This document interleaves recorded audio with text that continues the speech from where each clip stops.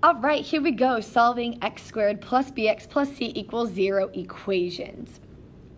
So the first thing we're going to talk about is just back to this FOIL concept that's multiplying two binomials together. So we're essentially going to do that, and I'll show you why.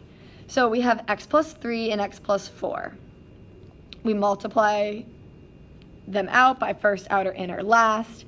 We combine these together and we get x squared plus 7x plus 12. So the middle term 7x is the sum of 3 and 4, while the last term 12 is the product of 3 and 4. So when we multiply 3 and 4 together, we get 12. When we add 3 and 4 together, we get 7.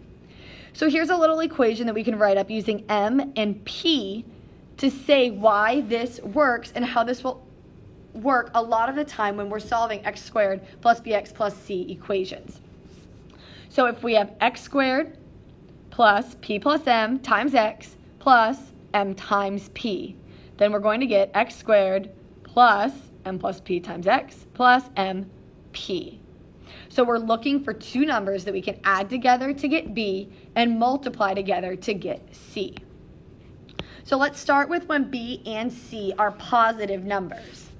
So we're looking at two numbers that have a sum when we add them together of 9, and when we multiply them together, their product is 20.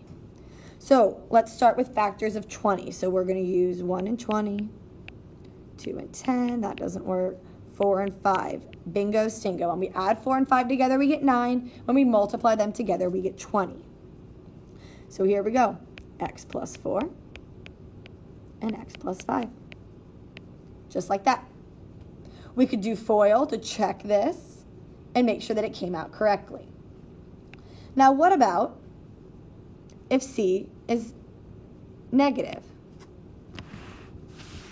If c is negative and we have x squared plus 2x minus 15, now we're looking for two numbers that when we multiply them together, we get negative 15, and when we add them together, we get positive 2.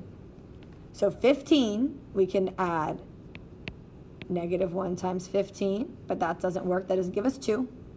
We have negative 3 and 5. Oh, when we add those together, we get positive 2. And when we multiply them together, we get negative 15.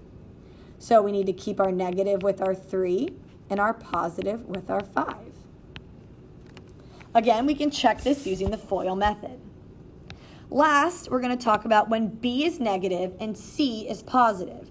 So we have x squared minus 8x plus 12. So we need to find two negative factors with a sum of negative 8 and a product of 12. So let's start looking at them. So negative 1 and negative 12. Nope, that gives us negative 13. That's too big. Negative 2 and negative 6. Oh, look, when we add those together, we get negative 8. When we multiply them, we get positive 12. So again, they're both going to be negative. So x minus 6, x minus 2. So when b and c are positive, then both of our numbers inside of the parentheses are positive.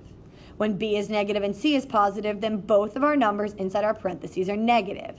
When just c is negative, then only one of our numbers is negative and the other is positive. So those are kind of the three main things that we need to remember when we're solving equations that are x squared plus bx plus c equals 0.